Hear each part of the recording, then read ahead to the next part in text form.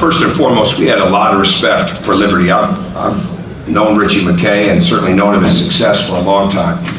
And starting to watch film of them the other night with their post-double, how good they are defensively, knowing his background as a head coach, knowing his background with the Virginia program, we knew we were going to have to be really, really good at moving the ball. And we wanted to play through the post. You know, we're clicking at a really good rate when the ball touches the paint by the post up or the drive. And we wanted to establish that in that game, knowing that it would be hard to do. And the most important thing for us was to get off to a really good start defensively. The starting lineup was +10. I look at it right now like we have 6 starters. You know, we're trying to make sure that we have a group of guys that can finish the game. But for me to make that decision to move him in there is really simple for us. Because of where those guys are at, and the whole key for the season is to continue to have guys be able to move in that way, not necessarily move out. And I thought that gave us an opportunity tonight to establish some rebounding, some physicality. We did. We got off to an excellent start, and everybody that came into the game continued to build on that. And again, we prepared hard. They've worked extremely hard, and we had one day off in between. But they were locked into this team. We were locked into how well they shoot the ball. We were locked into the fact that number 22, Dawson, was 6 of 8 from 3 coming into the game. The number 2, Reed, was a tremendous catch and shoot shooter. Of the 16 shots that he'd taken, 14 of them have been 3s. So we didn't want to come down and get into some type of shootout with them. We wanted to make sure that we were guarding the ball as good as we could and not coming out of the corners and try to limit their good 3-point attempts. And I thought our defensive length, our awareness, the switching, the not over helping, those things were really, really good in the first half. And we had a few miscues later on, but defensively and rebounding were the biggest keys to me. There's certainly a lot of room for improvement. We can get a lot better. Our footwork, as much time as we spend on some of our mistakes right now, our turnovers are coming from footwork. We've got to continue to build on that. We've got to continue to cut better without the ball. We've got to continue to give the ball up one dribble earlier. Our mindset of passing is good, and sometimes we don't execute it as well. There are a few things that are very easy to correct with our turnovers in the sense of our spacing and, like I said, the footwork. A few other things we've got to work a little harder at. But it's the 3rd game of the year. We know we're getting ready to play in a tremendous atmosphere against another team that we have a lot of respect for in Fort Wayne.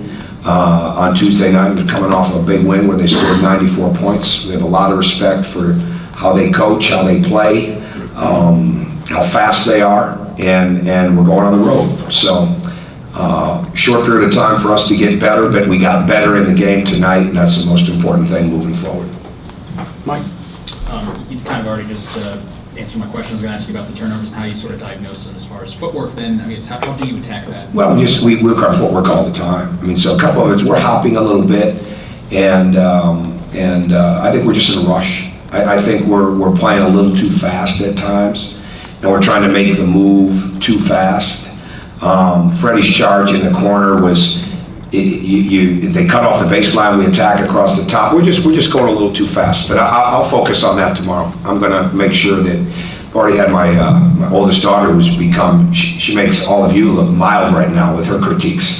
So already saw that message from her. So she's not even here. She's at the Michigan-Indiana game. So I get it from all levels. But to me, everything's correctable. And their attitudes are great, and we'll get those things fixed as we go.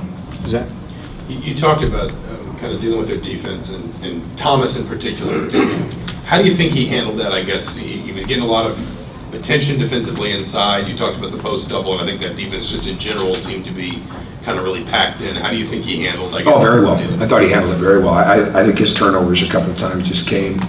We'll have to look at him, but there are just a couple of miscues there. But he still had deflections tonight.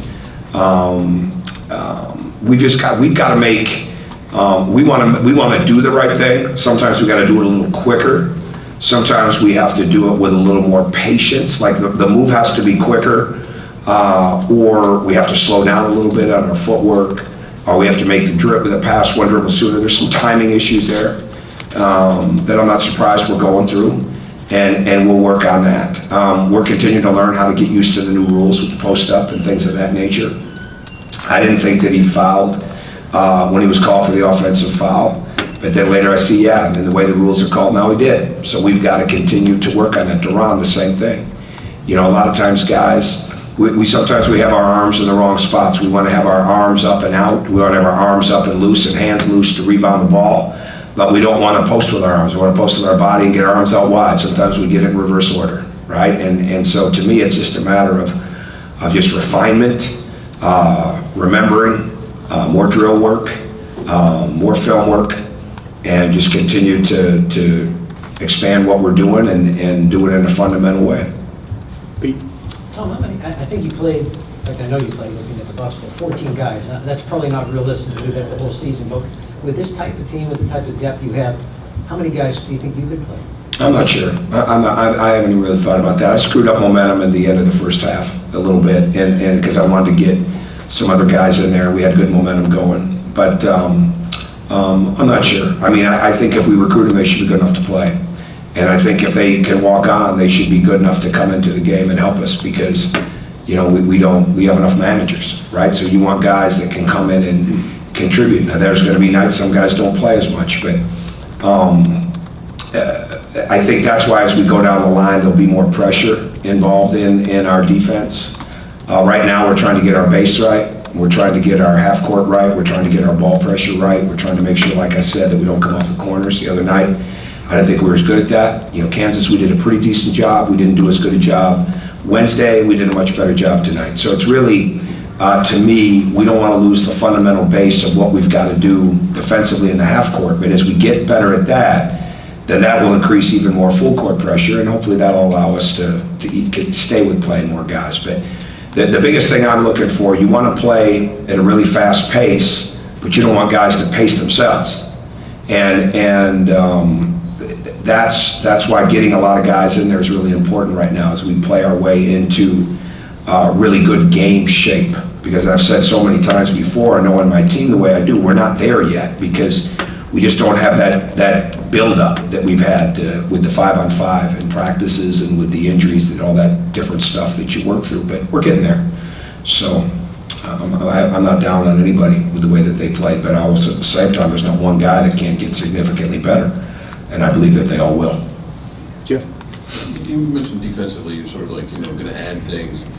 How does that approach work as far as do you look and say, okay, by December 31st, I want 75% of the defense in, or how do you kind of? I don't look at it that way at all. I mean, we don't have nearly as many things in offensively as we would have had, and we don't have as many different schemes or packages defensively because it's really so much about its concept on both sides of the court for us. But tonight was more about let's get on the glass. All right, let's get on the glass offensively, let's get on the glass defensively, let's make sure our effort and energy is really good there. Let's not pace ourselves on running the floor. Frankly, I think the trip caught up with us a little bit last week, last Tuesday and Wednesday especially. I think if you look at the other teams that played in that, it's the same thing when you come back from Maui. I mean, it hit you at different times. It's not an excuse. I mean, we scored 100 points, but we weren't as good as we could have been. And I think that we've worked hard at that the last couple of days to make sure we understand that better. So I don't have a timeline on any of that. It's every day reading the team, and seeing where we're at. Pete?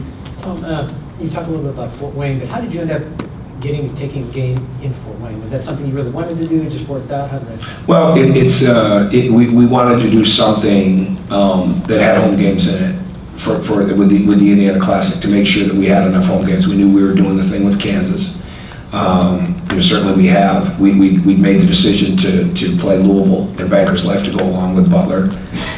We had the ACC game, so it was just a matter of let's make sure we have enough home games for this.